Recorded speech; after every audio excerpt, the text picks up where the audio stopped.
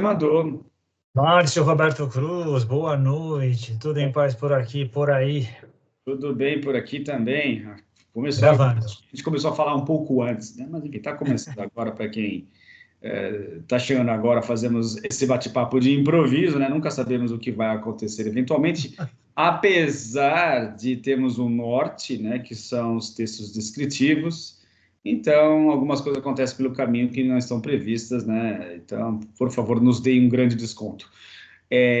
Também não editamos os vídeos, né? Gravamos de uma vez, do início ao fim, porque simplesmente não há tempo, não há condições de se fazer o mundo ideal, né? E falando em mundo ideal, Boa, bom gancho. e do quão longe estamos dele, foi baseado em questões pessoais que me inspirei nesse episódio, que é o de número 159, e o título é O Poder de Cura da Mente. Então, como é que foi isso, cara? Bom, já faz um ano que eu. Vai fazer um ano, na verdade, agora no início de julho, de que eu estou num ritmo de vida alucinante, né? Então, eu estou trabalhando muito, muito, muito, muito, e isso está prejudicando que minhas horas de sono, né? Eu tenho dormido muito pouco. E, obviamente, não é a primeira vez que eu havia estudado sobre isso, mas depois lendo um pouquinho algumas coisas, né? É interessantíssimo como a ciência evoluiu nas últimas décadas, em razão do estudo do sono, né? Quantos estudos foram efetuados nesse sentido, né? Ao ponto de descobrir que realmente o sono, né, e o sonho também Isso. possuem altas funcionalidades em termos de autorregulação do corpo e também da mente, tá?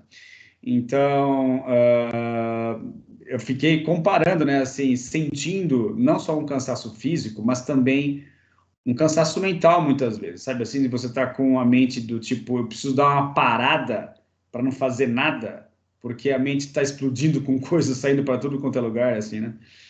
Então, eu me vi em vários momentos nisso, sabe? Quando, por exemplo, em finais de semana, quando há, sei lá, 3 ou 4 horas que você não tem nada marcado, de você parar e falar, nossa, que Que coisa legal. legal. As próximas 3 ou 4 horas não tem agenda, não tem horário, eu posso fazer o que eu quiser, inclusive não fazer nada, né? Tive várias vezes essa sensação, né? Então, eu acho que é interessante a gente se enveredar, né, nesse caminho da ideia de que a mente pode se curar, né? Tanto é que, né, existe terapia aí de tudo quanto é tipo, né? Justamente partindo desse princípio, né, que a mente se cura, porque a cura pela palavra, né, como no início o próprio processo psicanalítico era conhecido, né, advém dessa ideia, né, de que você, através de conversas, consegue modular a mente de forma que ela se ajuste ou se adeque ou se cure de eventuais feridas psíquicas, né? Isso também tem influências no corpo e não é assim difícil de entender se você parte da ideia do idealismo metafísico, né? De que nosso corpo é o reflexo ou a representação de um processo mental complexo que não é de todo possível de ser entendido ou visto ou sentido, mas que, sendo uma representação, né, sendo uma imagem, toda imagem é incompleta, você não consegue enxergar o que acontece para além desses limites ou entender o que acontece para além desses limites, sendo todo um complexo humano, algo a ser explorado. E a mente, né, ela, por mais que você, né, antes da terapia existir, havia esse processo natural de autorregulação que a própria natureza sabiamente criou, de você dedicar parte do seu sono para que haja a possibilidade de você enveredar em digamos assim, vou usar aqui, lógico, né, são figuras de linguagem, né, um headset de realidade virtual, onde você, a partir daí, vai simular certas situações para dar um equilíbrio psíquico em questões do dia a dia que foram mal resolvidas, mal digeridas, e isso estabeleceu um certo equilíbrio para que no dia seguinte você acorde renovado em termos físicos em termos mentais. E aí eu fiquei, então, nesse dilema entre, por um lado, estudando, né, os benefícios de uma boa noite de sono e a importância do sonho. Não vou entrar na questão da simbologia do sonho, o que isso representa, porque acho que é um assunto para um outro episódio, mas sobre os benefícios para a nossa saúde, né, em contraposição com o estilo de vida que eu tenho levado, né? E o quanto isso está indo na contramão disso que eu tenho, que eu estou... Assim, não estudei muito, para falar a verdade, porque eu não tenho tempo, né? Mas tem uma pincelada para criar um descritivo desse episódio. Bom, como nos outros episódios também, ultimamente, eu tenho dito, né? Não é novidade mais também, isso é preocupante. Não tive tempo de estudar o texto que eu te mandei, né? O descritivo. Então, vai, né? Aqui no pelo mesmo, vou te passar a bola para fazer os primeiros comentários, porque realmente o texto eu não lembro direito não, tá, cara? Mas aí você já começa a falar aí, depois eu engreno aqui em algumas coisas que eu consegui anotar rapidamente. Vamos lá. Não, mas você resumiu bem o texto que você mesmo escreveu, né? Não, acho que é por aí mesmo, acho que você disse tudo. Depois que você me passou o texto, eu tenho já um hábito, né? Eu tento meditar sobre o assunto, rememorar quantas vezes eu visitei. Geralmente não é a primeira vez que o assunto vem, seja diretamente ou tangencialmente, eu tento visitar quantas vezes vem e ver que sensações, lembranças, dicas aparecem, né? E a primeira coisa que me veio foi a ideia de que até o termo psicossomático, eu achava que era bem antigo, que tinha décadas, né? Eu fui até ver com a ideia de psique, mente, soma, corpo, né? Não, tem séculos, e dependendo da análise e da fonte, milênios. Então, de novo, quando a gente acha que está descobrindo a roda, a gente está redescobrindo alguma coisa que já se desconfiava e já se entendia e praticava havia muito tempo. Parece que como civilização a gente entende, esquece, acaba redescobrindo ou aprofundando, né? Os neurocientistas hoje, por exemplo, já não fazem, os de ponta, né? Já não fazem distinção entre corpo e mente. Eu acho que num dos episódios a gente até comentou de alguns livros que eu estava lendo, inclusive do Antônio Damasio, dizendo que no começo eles escreviam corpo e mente, depois corpo-mente com hífen, e hoje em dia corpo-mente. Uma coisa só, é como matéria e energia. Não existe mais a distinção de matéria e energia, é a mesma coisa. Só que em vibrações diferentes, em estados diferentes, né? E quanto mais a gente descobre, quanto mais explora, mais interessante fica. E, de novo, não é por acaso que a gente tem um estado de vigília e um estado de sono, né? Não é por acaso que cada corpo requer esse tipo de descanso para uma série de regenerações, consolidação, uma série de coisas. E quando existe um déficit, que é o que tá acontecendo com você agora, a coisa estoura em algum lugar. Vai estourar, e esse algum lugar, se você está com privação de sono, vai estourar no corpo com vigília, não vai ter dúvida disso. Exatamente. E é bem legal, porque a gente está estudando e não faltam estudos com relação a esse assunto para a gente entender melhor um conceito, uma ideia que já tem milênios de pelo menos a sacada já existe, né? Bem legal. É verdade, e eu acho que assim, um assunto que dá para a gente explorar de várias maneiras, mas vamos tentar pegar então essa questão do estilo de vida que a gente tem levado, porque é uma coisa que eu acho bastante importante, porque não acredito que eu seja o único a sofrer desse problema, eu acho que a coisa está epidêmica, e uma das razões foi justamente, ou vem sendo justamente, a completa mudança nas nossas relações com o trabalho, né? Então, isso também está atrelado realmente a um estilo de vida onde todos nós estamos cada vez mais interconectados 24 horas por dia, 7 dias por semana, né? Então, acho que já se foi o tempo, ou poucos têm esse privilégio ainda de conseguir trabalhar durante o dia, né, em horário comercial, e ter a noite com horas de descanso, né, para ler um bom livro, ficar com a família, etc. Né? Eu acho que a realidade hoje em dia está muito diferente disso. Né? Vejo por mim mesmo, né, mas eu vejo outras pessoas também passando pelo mesmo tipo de desafio, né? então ocupando a noite também com trabalho, que seria não, desculpa, um período do dia dedicado ao descanso, ao lazer, a outros aspectos da existência que não apenas o trabalho, e isso está sendo ocupado com o trabalho. E, juntamente com isso, para piorar a situação, nós temos, né, a nossa total dependência, né, dos nossos smartphones, como eu havia mencionado para você um pouquinho antes de entrar aqui para gravar, né, o meu próprio celular deu pau, eu tive que comprar outro às pressas, porque minha vida inteira estava praticamente ali dentro daquele celular, não podia ficar mais sem. Então, meio que na linha daquele episódio que nós já fizemos muito tempo lá atrás, né, lá no início desse projeto, né, falando sobre a nossa a fusão, né, da tecnologia com a biologia, né, que, sei lá, no futuro a gente seria meio que ciborgues, né, unindo a tecnologia com a parte orgânica, a parte biológica. Cara, não é no futuro, não é agora. Por quê? Só não está inserido dentro do nosso corpo, né? Ainda. A total dependência já existe, né? Não é uma coisa do futuro, é do momento presente. Então, acho que você tem, por um lado, essa mudança. Vou colocar um terceiro aspecto, né? Nesse tripé como poderia ser, de rodovia para a autodestruição, que é justamente a nossa necessidade em ter objetos ou produtos, ou estar dependente do dinheiro a tal ponto de você se sentir um ratinho, um hamster, sabe, dentro daquela rodinha, de ter que buscar cada vez mais subsídios materiais para que você seja feliz. Isso também contribui muito de incentivo para que você busque trabalhar cada vez mais para suprir tais necessidades, coisas que, por exemplo, os nossos pais, os nossos avós não pensariam em fazer em função de talvez alguns bens materiais que eles já tomavam como garantido que nunca teriam, e a gente embarca nessa ciranda de que talvez, poxa, eu tenho capacidade de ser rico, ou preciso ser rico, ou preciso ter condições materiais cada vez mais sólidas, então eu preciso trabalhar o dobro, o triplo,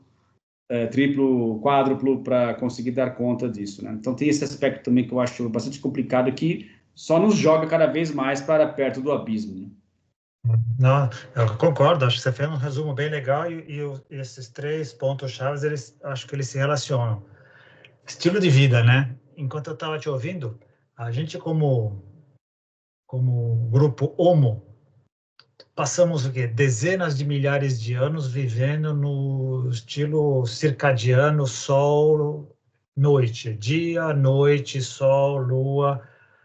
Amanheceu, a gente acorda, vive durante o dia, vigília, vai dormir de noite. Dezenas de milhares de anos assim. De repente, nos últimos 500, vamos dizer assim, talvez menos ainda, com o advento e desenvolvimento da tecnologia, a gente criou um sistema que nos deu prosperidade material, não necessariamente espiritual ou de outra ordem, emocional, e criou uma armadilha na qual a gente caiu e estamos até hoje, né? Que é essa ideia de que, pegando o último gancho que você falou, associando felicidade com essa existência longa e material. Disfarçada por trás está o medo do quê? Da morte, do sofrimento, da pobreza, da miséria, da falta de recursos, da escassez. Está lá. Mesmo quem foi pobre nunca quer voltar. Quem não foi sabe o que significa, não quer nem imaginar. E onde é que isso se reflete? Na busca por bens materiais, busca por trabalho, busca por energia monetária. Se eu tiver que dormir um pouco menos, se eu tiver que me divertir um pouco menos, se eu tiver que desfrutar da minha família um pouco menos, o sacrifício será para aqueles que estão ao meu redor, né? Passamos daquela época que existia pleno emprego, oportunidades para todo mundo, porque também perdemos o ritmo da tecnologia. Ela nos ultrapassou. A lei de Moore já rompeu, ela já é muito mais exponencial do que a gente esperava. A pandemia criou várias armadilhas muito interessantes. Mostramos que fomos capazes precisamos nos recolher, ótimo, conseguimos nos recolher em âmbito planetário, mais ou menos trabalhar de casa, encontrar algumas pessoas que nos entreguem as coisas e a gente consegue continuar funcionando como mundo. Bárbaro. Só que isso teve outras consequências. Graças às novas tecnologias que criaram, eu posso estar em contato com o meu chefe, com a minha equipe o tempo todo. Então, hora de almoço, não, tem que responder essa mensagem que eu recebi agora e é para já. Não existe mais limite para isso. Terminou o trabalho às 7 horas da noite? Não, está chegando mensagem, está chegando grupos o tempo inteiro. Perdemos isso. Diversão começou a entrar no meio do trabalho, e a diversão começou a ser uma parte obrigatória. A gente se sente obrigado a fazer. Enfim, perdemos a noção do que é prazeroso, perdemos a noção do que é obrigatório, nos impusemos uma série de restrições, estamos todos sofrendo e doentes. Em vários níveis estamos doentes. Como é que a gente pode avaliar nível de doença? E essa é a tua área. Nível de ansiedade altíssimo. Isso não é no Brasil, é no mundo inteiro. Nível de suicídios altíssimo, nível de depressão altíssimo, ansiedade, hiperatividade, que era diagnóstico de criança, está dando em todos os tipos de pessoa. Perdemos referência, todos dormem mal, níveis de insônia em escala industrial. Tudo isso em busca da tal felicidade que a gente terceirizou em bens materiais e tudo, mas que eu acho que no fundo está a ideia do que se eu não morrer jovem, eu vou envelhecer, eu devo perder energia vital, se eu não me preparar já, eu não vou ter condição de me sustentar no futuro, e eu não quero envelhecer ou padecer pobre, sofrendo, quem que vai cuidar de mim, quem que vai cuidar dos meus filhos, e a gente acaba virando o quê? Um hamster nessa rodinha, que é o mundo hoje, é tudo aquilo que a gente cria e tal. Criamos armadilhas sem querer, sem intenção nenhuma. É fantástico o aparelho smartphone, é genial, como a gente sempre diz, é a biblioteca de Alexandria, é o que você quiser, o seu banco à tua mão, mas você não pode sair de casa sem ele, você não pode perdê-lo, você não pode se dar o luxo de ficar sem isso, porque todos os seus dados, tudo que a gente conseguiu fazer está lá. Saídas que a gente vai começar a conversar aqui é difícil, a gente vai ter que encontrar mecanismos para poder viver em paz ou em harmonia com essa tecnologia, sem a qual não dá mais para viver. Isso a gente já decidiu. Agora, do jeito que está patológico. Está muito, muito ruim. Em vários lugares do mundo já se reconhece como um vício, como um problema bioquímico que precisa ser tratado bioquimicamente ou com terapia séria. É complicada a coisa, a gente se perdeu. Como civilização se perdeu. E tem também essa questão que você tocou, que é importantíssima, que era o ritmo circadiano, né, cara? E está relacionado realmente com esse aspecto primitivo que a gente sempre vem debatendo nos episódios, pelo menos nos últimos episódios, a respeito dessa mente primordial, né? Essa mente muito mais antiga, né? Que é a mente natural, é a mente que adveio da natureza, né? Na verdade, a mente que se manifestou através da natureza que conhecemos, né? E culminou no ser humano, que é a nossa espécie, mas que ao longo do tempo nós fomos nos dissociando dessa fonte original.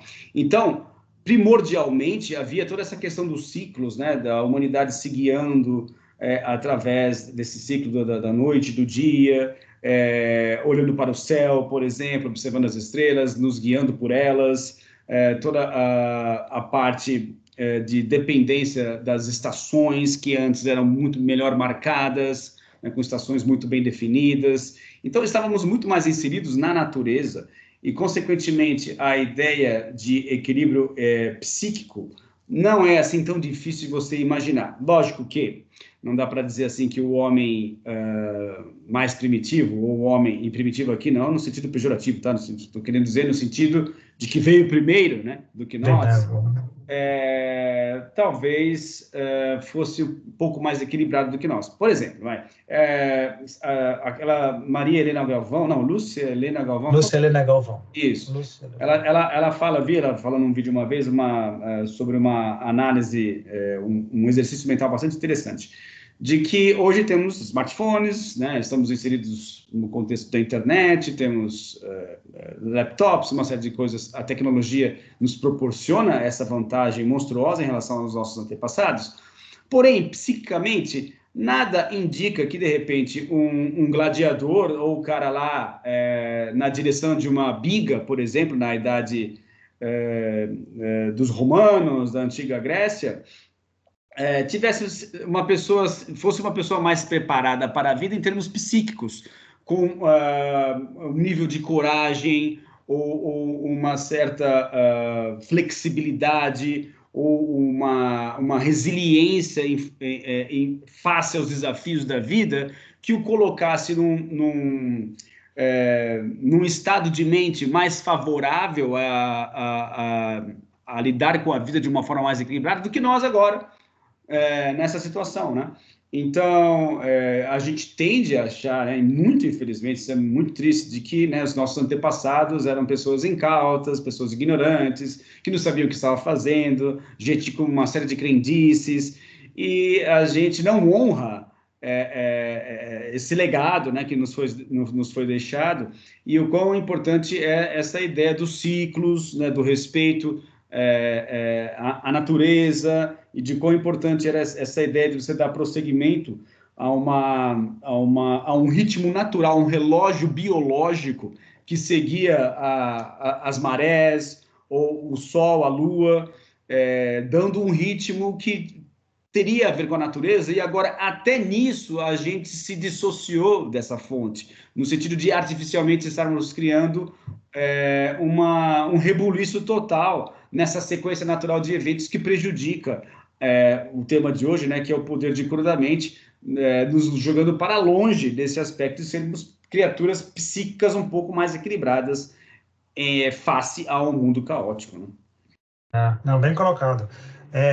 Essa ideia da cura da mente, que é o tema, a cura pela mente, que é o tema, me fez lembrar outra coisa também, voltando nos povos originários, como nós éramos no começo. Supostamente vivíamos em mais sintonia com o nosso entorno. Nós éramos parte desse entorno. Como éramos já criaturas autoconscientes, sabíamos que éramos criados por Deus, a sua imagem e semelhança, criamos todo aquele discurso, mas sabíamos que estávamos em sintonia, éramos falíveis, talvez encarássemos a morte de maneira melhor. Então, com o nosso crescimento em número e em qualidade de vida, entendimento melhor da realidade, de novo, eu acho que a gente acabou se perdendo como cultura. Aquelas partes básicas do chakra básico de ambição, domínio, acabaram prevalecendo por um bom tempo. Criamos diferenças, países, fronteiras que nos separavam. Dominação absoluta, não podíamos perder isso. O outro que não pensava como eu, que não agia como eu, que não tinha os meus princípios, era um inimigo a ser derrotado, absorvido, assimilado, como os Borgs da Star Trek. E a natureza da qual a gente fazia parte, com a qual a gente vivia razoavelmente em harmonia, passou a ser uma arena de disputa que merecia ser dominada, subjugada e nos servir da maneira que a gente quisesse. E aí a gente começou a se perder. Graças ao nosso intelecto, fomos criando mecanismos e ferramentas para poder lidar com a nossa realidade. Geniais, por um lado, quantas ferramentas científicas e que nos levaram a viver melhor, de medicina a equipamentos para nos construir moradias e roupas melhores, bárbaro, mas também, ao mesmo tempo, sempre em paralelo, armas e objetos que pudessem causar dano aos outros e a nós mesmos, quando a gente se perdia. E fomos nos perdendo também psiquicamente no caminho. Os próprios termos, isso vale a pena uma bela de uma pesquisa um dia. Eu acho que os termos antigos para as pessoas que não batiam bem da cabeça ou que estavam mentalmente doentes, deve também ter, se não séculos, milênios. Devia ser em número menor no passado. Facilmente entendível, o número de população era menor, as sociedades absorviam de maneira melhor todos, mas isso provavelmente já estava lá. Hoje, com 8 bilhões de pessoas, da maneira como a gente está vivendo hoje, agredindo o nosso ambiente, agredindo o Gaia da maneira como a gente está, em outras palavras, nos agredindo, né? como a gente vai poder conseguir conciliar saúde física e mental nesse estado de perpétua tensão, perpétua, aquela velha história, aquela velha analogia. Antes, a briga era a outra tribo ou o tigre de dentes de sabre. Hoje é o meu chefe mandando uma mensagem, é a última postagem na rede social que eu preciso responder, é aquilo que a expectativa que eu tinha. O estado de tensão, de luta, fugir ou lutar é constante. O que devia ser periódico é constante. É claro que ninguém vai aguentar uma dose de cortisol desse tamanho diariamente. Como a gente vai conseguir viver bem assim e dormir bem assim? Não vai ter jeito. Então, acho que, em maior ou menor grau, estamos todos disfuncionais. Tem um cara da teoria integral, um médico, psicólogo e psiquiatra, Dr. Witt, ele diz: todos somos loucos. Então, tem o louco, que é o louco normal, e tem o louco absolutamente raiado, quer dizer, fora da linha, que é a grande maioria de onde a gente está indo. E esses a gente não consegue conversar, esses não conseguem viver minimamente bem, minimamente bem. O louco como a gente ainda consegue relaxar um pouco, consegue encontrar espaços para esse tipo de conversa, por exemplo. Porque o louco fora de foco, nem isso tem. Nem isso consegue ter. Para ele é perda de tempo, ele precisa estar. Ele não consegue nem enxergar que está padecendo de coisa. Né? E o primeiro sintoma é esse: eu não consigo enxergar que eu estou com um problema. Né? Bom, você agora abriu o leque de uma forma, cara, que não consigo juntar os pedaços aqui. Tá anotando. Eu consigo. Até eu aqui, vou anotar. Cara, é muita coisa. Mas vamos lá, então. O que eu me lembro aqui que eu tinha escrito também, para voltar, então, só me resta fazer isso, cara, voltar a temática central, porque senão a gente vai discutir outras coisas. A questão também que, por outro lado, para dar uma resposta paliativa a todos esses problemas, temos toda uma indústria farmacêutica, né, com produtos químicos, né, remédios, drogas, com o objetivo de, a forceps, fazer com que esse equilíbrio seja atingido, né? E, mais uma vez, não sou contra remédio, não sou contra a ciência, né? Você também não somos contra a tecnologia, nada disso, né? Só estamos falando dos aspectos disfuncionais, né? De todas essas coisas. Então, fazendo com que algo que seria natural, né, que seria a questão do sono, de recuperação, né, os sonhos funcionando como uma espécie de balança de equilíbrio das circunstâncias psíquicas, vai sendo substituído por simplesmente remédios, né?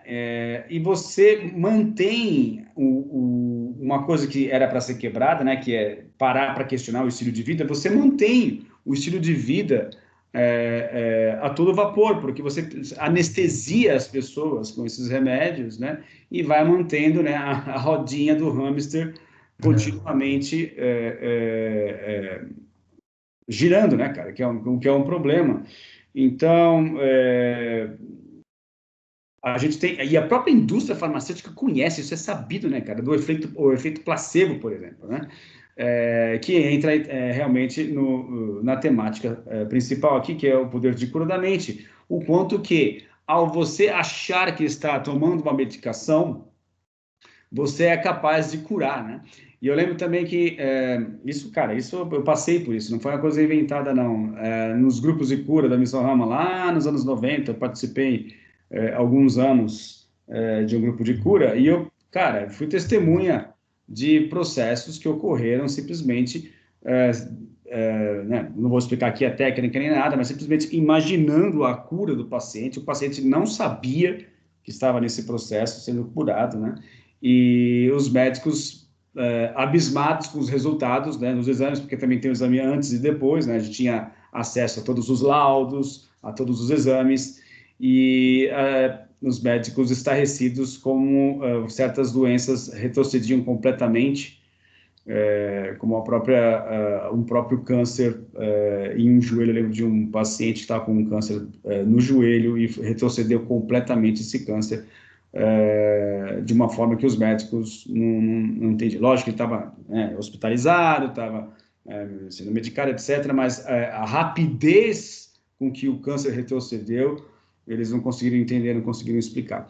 Então, assim, a mente tem esse poder de cura realmente, e é fácil entender o porquê, cara. Se a gente consegue, com a mente, destruir, a gente pode construir, podemos fazer o processo inverso, engenharia reversa. A gente consegue curar com a mente também, né? Então, o próprio efeito placebo, cara, que é super conhecido, ele é mal explorado, né? Mas, assim, é mal explorado justamente porque há interesses por trás, né, cara? Então, não é legal a gente dar muita bola para isso, não, porque, afinal de contas, vamos perder aí muito dinheiro se a gente focar nisso. Então, são aspectos interessantes. A gente já falou sobre o efeito placebo em outros episódios, mas que ele sempre vem à tona, né, desse aspecto mental, né, da natureza, e quanto que a gente precisa reconciliar esses aspectos de forma a dar vazão para que a cura física, que é a extensão visível da mente, possa simplesmente curar. E, mais uma vez, né, estamos falando aqui sobre causa e efeito, né, cara? Sobre essa questão do corpo sendo essa extensão. Quando você simplesmente corta um pedaço do corpo que está sendo um problema, ou dá um medicamento para curar alguma coisa que você julga que está sendo prejudicial ao seu corpo, você está simplesmente tratando os sintomas e não as causas, que são o quê? Mentais. Né? É nisso que eu ia. Muito bem colocado. Bacana. Do que você falou agora há pouco. Você começou falando do estilo de vida, que acho que é muito legal. Muitos de nós até percebemos e chegamos a fazer essa afirmação: meu estilo de vida não está legal, está me prejudicando. Mas tomar a atitude de modificá-lo é muito complicado. Às vezes não é possível. Às vezes o número de compromissos assumidos é tão grande que talvez não seja possível de uma hora para outra.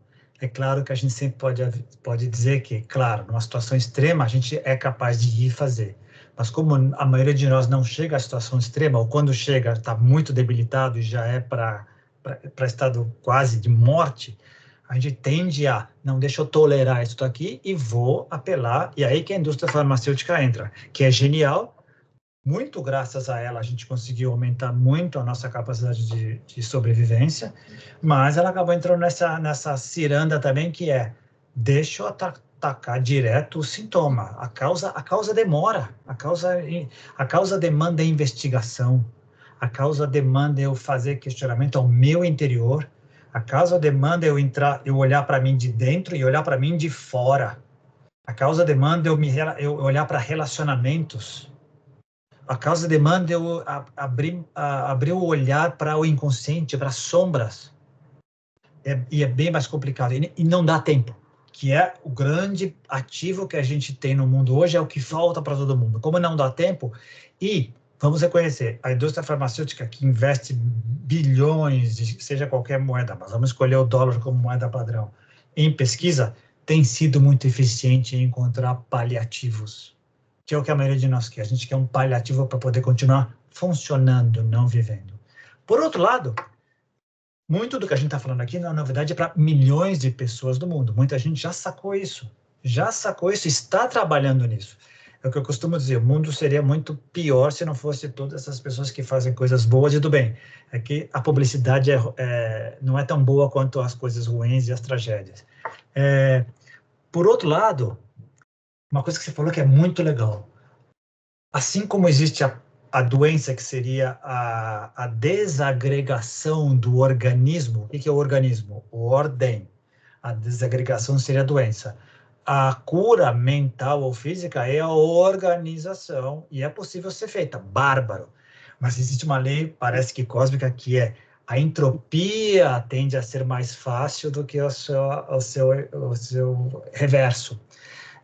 Quando uma pessoa está sendo curada por outras ou por si mesma, fora, pela mente, vamos dizer assim, tem que ter um fator dos agentes de cura ou da pessoa sendo curada com relação a ir na raiz do problema, consciente ou inconscientemente, senão não dá. E outra coisa que é muito interessante, por que que não está mais difundido do que deveria ser isso? Está bastante difundido, mas não está como antes. Por quê? Aí é a opinião pessoal. Como a entropia é mais fácil do que o contrário, nem sempre é eficiente o trabalho de cura. E como ele não é sempre eficiente, é muito mais fácil entrar na faca, fazer uma cirurgia, ou eu usar procedimentos em que existe um histórico por trás, né? De todos os pacientes que foram tratados no mundo, por mais que a gente tenha vários que foram verdadeiramente curados, quando existe 1, 2 ou 3 que não foram e acabam falecendo, isso acaba gerando uma publicidade negativa para todo o processo. Tanto é que é considerado pseudociência. A pior classificação, o pior adjetivo que qualquer tipo de tecnologia ou psicotecnologia pode receber, para mim, é esse adjetivo de pseudociência. Porque parte de 2 princípios. Se é pseudo, não é confiável, não é material, é dúbio, é questionável, não é controlável. E é verdade, mas isso não é um problema. O problema é o segundo. Ciência é a verdade. Ciência é verdade. Só o material importa, o resto não importa, o resto não é confiável. E essa associação acaba denegrindo, acaba prejudicando e acaba retardando processos que seriam muito mais interessantes. Haja vista a má fama de tudo que vem com psicologia, psiquiatria, psicometria, qualquer coisa que vem com psico é mal visto pelo status quo científico, não pela sociedade. De novo, milhões de pessoas trabalham com isso e lidam com isso e têm bons resultados o dia inteiro. Mas, de novo, tem coisas que a gente não entende. O que é uma doença autoimune? O corpo atacando a si mesmo? Por que ele faz isso? Haveremos que investigar. Algumas delas têm mesmo nome, são caracterizadas, têm o mesmo formato, mas atacam pessoas diferentes em momentos de vida diferentes, em países diferentes, culturas diferentes. Requer uma investigação. E tem muita gente investigando e fazendo isso. Mas demora, e às vezes não temos a resposta. Não há resposta. Não há resposta. Né?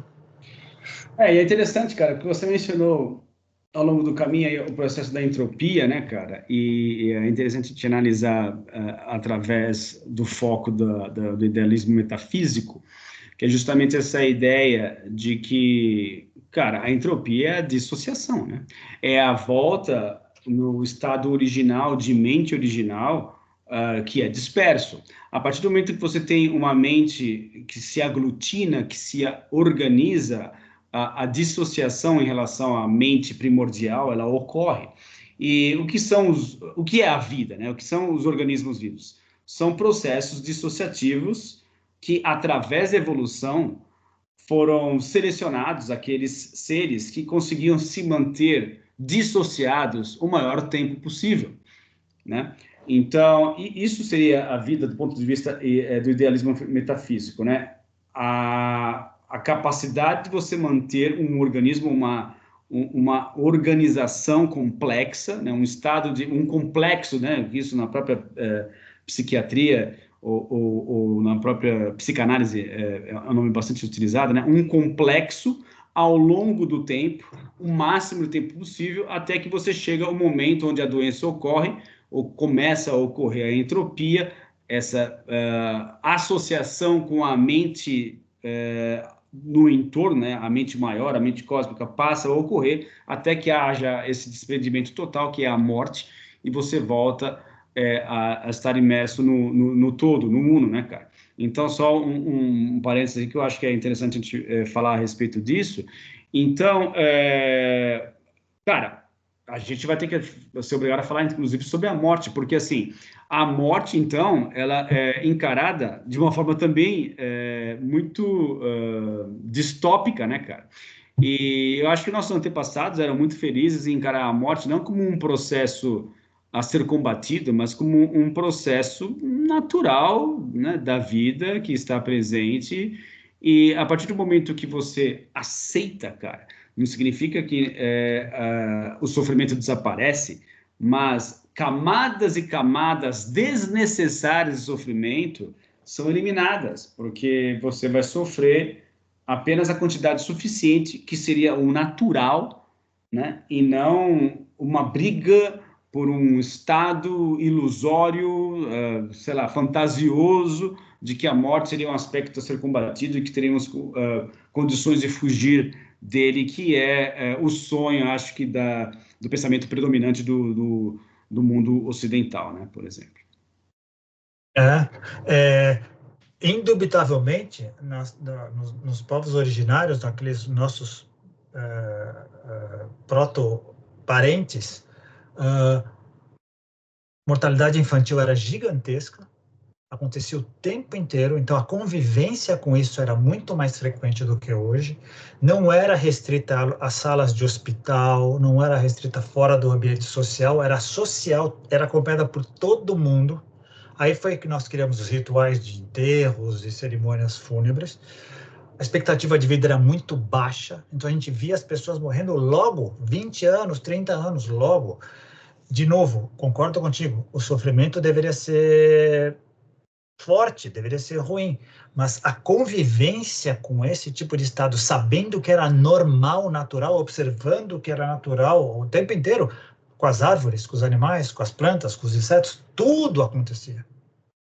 Era, talvez, muito provavelmente, era melhor encarado. A gente foi evoluindo, chegando ao estado de hoje, de um nível de asepsia tão grande, que a gente chegou a um ponto que não tem gente que não gosta nem de falar do termo. A gente quer separar as coisas, a gente cria lugar específico. Cemitério é um lugar onde é separado, hospital é um lugar separado. A gente cria isso e lidamos muito mal com esse estado. Sabemos que o envelhecimento virá para quem não morrer jovem.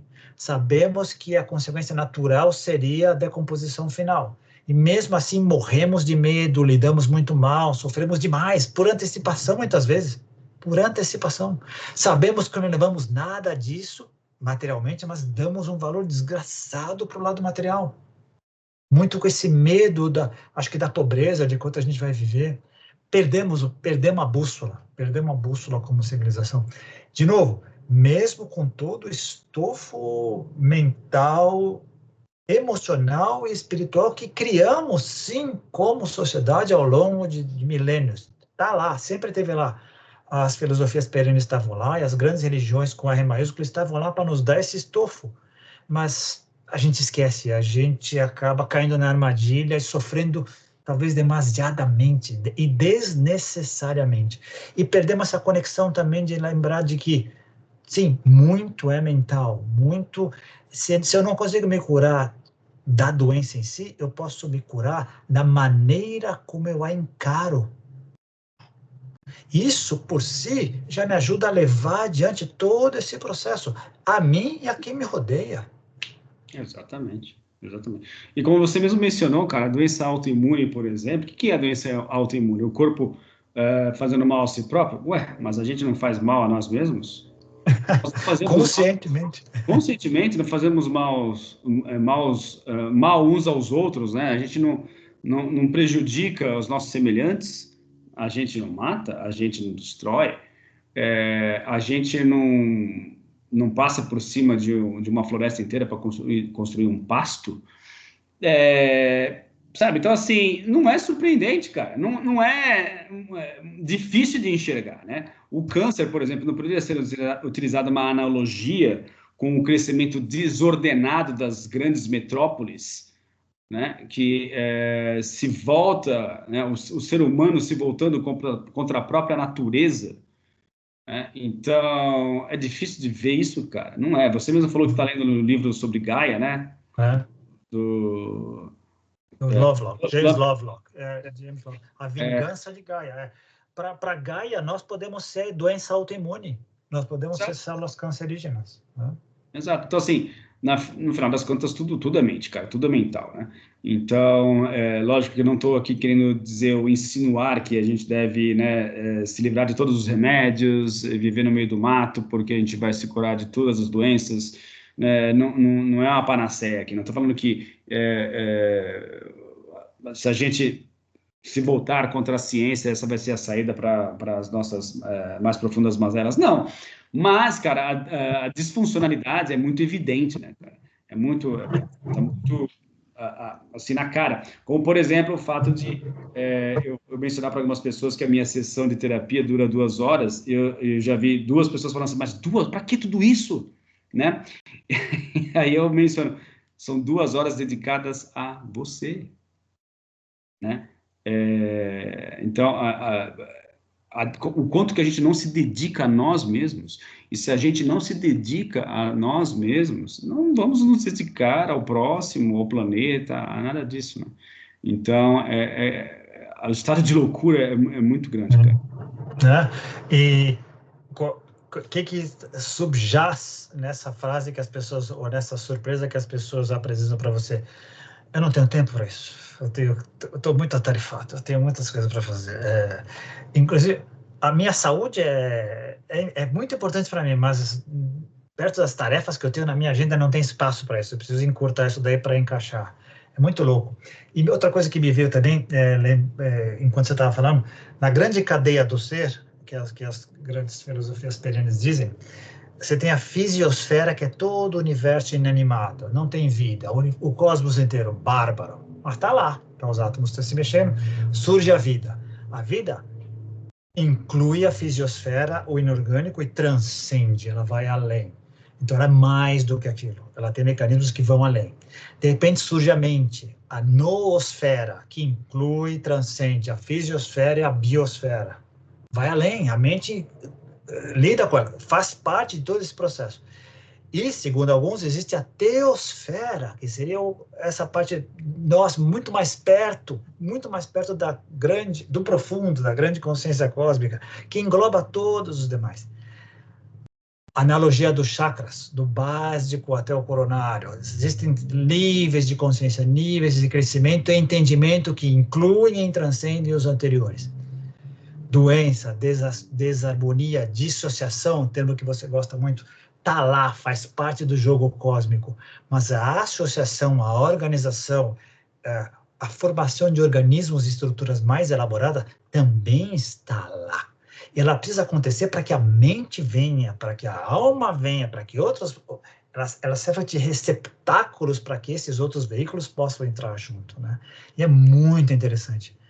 No código-fonte do jogo cósmico, está lá o câncer, está lá a doença autoimune, está lá esses problemas, faz parte do jogo.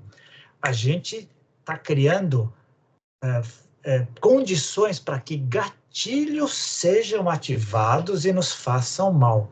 Só porque eu tenho acesso a ambientes cancerígenos, não quer dizer que eu vou ter câncer. Né? Muitos de nós não têm. Muitos de nós parece que células cancerígenas surgem nos nossos corpos o tempo inteiro, e o nosso sistema imunológico dá conta de 99%. Somos nosso estilo de vida, problemas, situações que permitem que gatilhos sejam ativados para que a coisa venha à tona. Não se morria de câncer no passado? Sim, se morria de câncer no passado. Os animais não têm câncer? Sim, eles têm câncer. Mas do jeito que a gente está agora, está proliferando de uma maneira que a gente precisa observar. Não é isso, vamos além. Cardíaco, coração mata muito mais do que qualquer outra coisa. E a gente sabe disso, e nós estamos permitindo isso, continuamos nos permitindo isso. O que está acontecendo? A que pressão a gente está submetendo o nosso coração? Que é o nosso centro, porque é onde a gente põe a mão quando quer pensar melhor, quando quer agradecer alguma pessoa e quando sente a primeira dor. Está lá. Alguma coisa está muito errada e a gente está tendo sinais claros. Faz tempo. De novo, não faz décadas nem séculos, faz milênios que a gente já tem isso mais ou menos mapeado. E agora a gente tem condição de não só ter o mapeado, como visualizá-lo em 3D, como a gente quiser. Mas perdemos essa ideia da importância da capacidade da mente, do descanso, do parar, da pausa, de permitir que outros mecanismos consigam ser decantados. Quem é que decanta hoje? O que é uma boa noite de sono, se não decantar, relaxar o corpo físico, permitir que os outros corpos possam consolidar memória, limpar toxinas do cérebro e uma série de outros benefícios que a gente tem? Interrompendo isso, interrompendo o sonho, como é que a gente vai querer ser saudável desse jeito? Que é a proposta, por exemplo, do mindfulness, né, da meditação, né, você conscientemente parar, dar uma paradinha, né, no seu tempo para se dedicar a você, fazer essa decantação tão necessária, né, cara? Então, eu estou tendo aula sobre mindfulness em pós-graduação, cara. Então, tipo assim, já é de conhecimento acadêmico isso daí, com estudos feitos em várias universidades de renome, os benefícios são muito claros, né? Não há mais É, dúvida. E só para usar uma expressão que você gosta muito, quando a gente não faz isso por bem, seguindo os avisos, a vida dá um jeito de nos dar essa sinalização. Não é por acaso que existe dor física e mental. Não é por acaso que a gente pifa, não é por acaso que vem febre, não é por acaso. É o corpo, é a natureza nos dizendo: para, olha, analisa. A morte é inevitável, sim, mas a qualidade de vida você tem opção. Você pode escolher, você pode lidar com ela, mas a gente parece que adia. Isso também é bem clássico da modernidade e pós-modernidade. Quando eu chegar lá, quando eu for rico, quando eu tiver o dinheiro suficiente, quando eu estiver casado, quando os meus filhos tiveram, a gente sempre está jogando para frente. E a maioria dos casos, esse dia não chega. E quando chega, a gente está acabado. Está acabado, não tem condição de viver nenhuma. E terceiriza a responsabilidade. Foi o governo, foi o Estado, foi a família, foi o cônjuge, foram os meus filhos, foram as obrigações. Se pudéssemos conversar com o nosso eu do futuro, ele nos daria vários conselhos muito interessantes para o nosso eu do passado. Cara, não vale a pena. A maioria das coisas, acho que uma das frases principais seria: tudo isso não vale a pena. Com certeza. E eu acho que talvez a doença, cara, seria inversamente proporcional a nossa, justamente a nossa capacidade de manter um estado de mente não conflituoso, um estado de mente que seja mais resiliente e esteja mais no flow, né, de uma mente ou de uma natureza mental, né, ou de uma mente da natureza que possui um objetivo, ou possui um andamento que é sentido e não racionalizado, que é parte intrínseca da evolução que culminou em nossa espécie. Então, assim, a doença acaba sendo uma forma de nos avisar que estamos saindo da trilha, desse eventual caminho que esquecemos, ou fizemos questão de esquecer com uma série de camadas e narrativas ficcionais que nos colocam cada vez mais para fora dessa trilha, né, cara? Então, acho que acaba sendo um sinal de, olha, tá saindo fora do caminho, volta, volta. E olha que genial, que eu acho que é genial, que é sempre a contrapartida que eu gosto de dar. Pessoas muito antes de nós sacaram isso, levantaram a bandeira, escreveram sobre isso, mapearam, deixaram fórmulas para que fossem seguidas. Alguns as seguiram, algumas melhoraram, exploraram melhor a trilha, abriram-na, deixaram mais pavimentada para que vários de nós pudessem seguir, e muitos de nós seguimos. Mas, ao mesmo tempo, criamos um sistema que nos engole, que cria muitas distrações e muitas ilusões,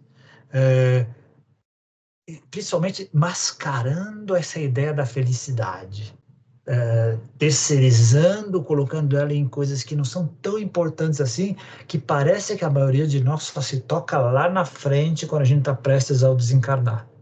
Porque no meio do caminho antes a gente não percebe isso, mas muitos já sacaram isso, já perceberam isso.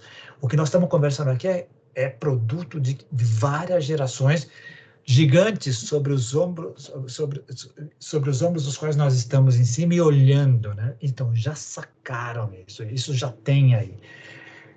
Eu quero crer que muita gente está recuperando isso e está conseguindo trazer à tona. Me preocupa mais as novas gerações que estão muito perdidas, porque, para mim, tem dois problemas sérios. Primeiro, graças a toda a tecnologia, sabendo que está tudo à mão, não estão cultivando o que eu acho uma coisa que é fundamental, que é a memória. Porque memória nos dá contexto. Sem contexto fica muito difícil ver. E segundo ponto, elas estão se acostumando com o imediatismo. Se eu tenho um problema aqui, eu dou 2 cliques e eu acho a solução a colar. E muito da vida, processo de evolução, não é imediato. A doença não se instala de uma hora para outra. Ela é um processo. E a cura tampouco é assim. E os remédios dão a ideia de que não, basta tomar aspirina, em segundos a dor vai desaparecer. Ela vai estar mascarada, mas ela voltará, porque o problema está lá, em todos os aspectos. Com relação ao sono, especificamente, que é fundamental, quantas histórias você já ouviu? Eu já ouvi que toma essa pílulazinha aqui, tarja preta, que você vai apagar e vai te dar legal. Na primeira semana, uma só dá, mas na segunda semana, uma só já não dá mais. Aí você, por conta própria, aumenta para 2, 1,5, 3 e assim por diante. A gente não dá conta do agente bioquímico externo poder lidar com o nosso corpo também. De novo, o imediatismo, uma série de outras coisas. E outra, os corpos são diferentes. Claro, todos nós temos um pâncreas, 2 rins, os normais, mas o metabolismo é diferente. Reagimos diferentemente às coisas, né? Então, está mapeado, sabemos, mas utilizamos muito pouco. Mas sacamos isso, que eu acho que é muito legal. Muito legal. Eu acho que a direção dessa sacada, aqui, né, nos encontrando aqui para os ciclos finais, qual que seria a saída, né, cara, desse imbróglio? E, obviamente, não há fórmulas, né, cara? Não há fórmulas mágicas para isso, não existem os 7 passos mágicos para você ser uma pessoa iluminada, não existe isso. Mas existe um norte. E qual que seria o norte indicando o primeiro passo, cara? É a gente parar de dar vazão a todas essas coisas que nos tiram do rumo, né? Então, mas o mundo está caótico, o mundo está um caos, o mundo é violento, o mundo é cheio de besteiras, o mundo é cheio de distrações. Tá, mas faça o seu papel, então, de quebrar esse ciclo. Como é que você quebra esse ciclo? Também tem coisas muito legais acontecendo. Também existem bons exemplos a ser seguidos. Existe muita gente legal fazendo muitos trabalhos excelentes por aí. Então, esse é o primeiro passo, parar de dar vazão a essas coisas todas. A televisão só tem coisa violenta, desliga a TV. A internet só tem besteira, procure coisas legais na internet porque elas também existem. Vai dar trabalhinho no começo, por quê? Porque os algoritmos estão acostumados a te mostrar sempre as besteiras. Mas com o tempo eles vão entender que você está procurando outras coisas e vão começar a te sugerir coisas legais também, que é o que vem acontecendo comigo faz tempo. Então, é o primeiro passo, cara. A partir daí, cada um vai conseguir, através da sua própria trilha, através da sua própria perspectiva, conseguir enxergar um caminho que nos leve de volta a essa trilha maior, né, que é a trilha da natureza. Então, eu sugeriria isso, né, no início, né? Pare de contribuir, pare de dar a sua cota de contribuição no caos. E isso se faz com atitude, com escolhas, né? Acho que é por aí mesmo. Não, subscrevo o que você falou, com um selo notarial. Uma observação que eu queria fazer que eu acho que é muito interessante. Opinião pessoal, como tudo que a gente fala aqui. Discordo quando as pessoas dizem que o mundo está caótico, está ruim, então sempre esteve. Da mesma maneira que eu acho que cada civilização, cada cultura se acha a quintessência da evolução e acha que o seu ambiente está caótico, está ruim, sempre teve. Vai dizer que na época do ano 1000 era paraíso. Na época de Jesus era paraíso, Adão e Eva. Não, sempre foi complicado. Sempre houve conflito. Estar encarnado, viver na vida material, tendo consciência da mortalidade e tendo autoconsciência, consciência reflexiva, é complicado, sempre foi. Mas agora está mais? Pode estar mais publicitado, a gente está mais perdido, sempre tivemos problemas.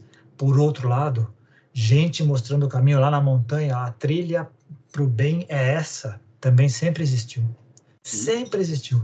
É como você fala, eu posso pegar o celular e posso entrar numa rede social para me alienar, para fugir, para buscar doses de dopamina, até vir a frustração quando ela acabar e eu não puder mais. É uma opção, mas eu também posso buscar coisas que sejam construtivas, interessantes, que me façam muito bem. O problema é que a gente não faz a pergunta inicial. O que eu sou? O que eu quero? Para onde eu quero ir? Porque a maioria de nós não tem nem essa identidade, ela foi forjada de fora para dentro. A pessoa não sabe nem o que ela quer. Ela tem um ideal de felicidade, de saúde, inclusive, forjado de fora.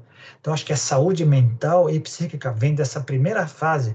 Primeira pergunta, quem que eu sou? Onde é que eu estou fazendo aqui? Que é o primordial, né? É o primordial. O que que eu estou fazendo aqui? Quem eu sou? E o poder de cura da mente pode começar justamente por aí, né, cara? De você decidir, né? Tomar essa decisão de quebrar com esse ciclo, né? De coisas destrutivas, coisas que levam à entropia e buscar, né, a reintegração com processos que nos levem a um direcionamento mais voltado para a ordenação do nosso estado de mente e, consequentemente, a cura, né? Cara, que pena, já passou mal. Deu? Uau, boa. Bom, eu acho que a gente não conseguiu explorar devidamente, mas deu para seguir para um caminho interessante também, apesar do desvio. Se, tá, Sempre tem. se a questão do desvio ela permeia a humanidade como um todo, não seria aqui que a gente conseguiria nos livrar dos obstáculos também, né, cara? Não, se você me pede para participar de qualquer coisa, eu desviarei. Não tenha certeza, eu desviarei. Mas tá certo, cara. Muito obrigado por mais uma participação impecável aqui, sempre um grande colaborador nesse projeto. E nos vemos até o próximo episódio de Contatos Insólitos. Um grande abraço. Beleza, Roberto. Fique sadio, fique são. Vou tentar. Valeu, obrigado. Tchau, até mais.